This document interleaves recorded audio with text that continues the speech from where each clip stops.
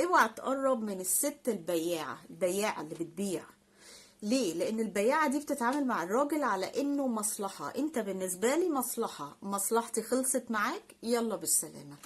الشخصيات دي بتتعامل مع الراجل على انه شيء، انت مش بني ادم، انت شيء، انت غرض. وعشان كده العلماء قال لك ايه؟ قال لك الغرض مرض. يعني يعني الست اللي بتتعامل مع الراجل او الراجل اللي بيتعامل مع الست على انها مجرد غرض تحقق له مصلحته، الشخص ده سواء راجل او ست عنده مرض، الشخص ده مش طبيعي. وعشان كده سيدنا عمر بن عبد العزيز قال لك ايه؟ لا تصاحب مين؟ اللي خاطرك عنده على قدر حاجته، فإن انتهت حاجته انتهى خاطرك. يعني بلاش تقرب أو تصاحب حد يخاف على خاطرك قوي وتبقى غالي عنده قوي لمجرد انه محتاجك، واول ما حاجته تخلص انت وخاطرك بالسلامة، يلا نشوف اللي بعده.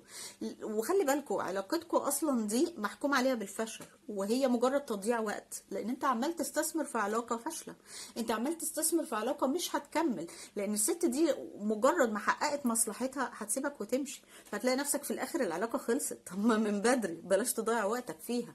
تاني نوع من الستات ما تقربلوش الست المجروحة.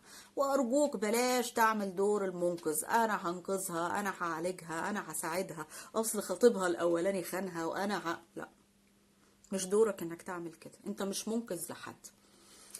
خلي بالكوا ليه بقول الست دي بلاش؟ لان في الغالب بيبقى عندها سوء ظن، هي بتبقى ماشيه كده عندها سوء ظن وشايفه الناس كلها خاينه. لو هي مثلا تعرضت للخيانه، هي ممكن تكون ست كويسه وطيبه وما عندهاش مشكله، بس خدت على دماغها كتير، يا عيني اتخذلت كتير، فهتتعامل معاك على ان انت وحش حتى لو انت كويس. هتبقى دايما انت بتدفع فواتير مش بتاعتك، هتبقى دايما ماشي عمال تثبت ان انت كويس والله، وتشرح وتبرر وتقول وتعيد وانت ما عملتش حاجة اصلا، بس مجرد انها خايفة وشايفة الناس كلها وحشة، فهتدفعك انت فاتورة زي اللي بيدفع تمن اكل وهو ما اكلهوش. فبلاش ندخل في العلاقات دي، بلاش نفتكر ان احنا هنعدل المايل وهدخل اصلح وهدخل اعمل. صدقني لا، انت لو قابلت علاقة زي كده ابعد عنها وانت الكسبان.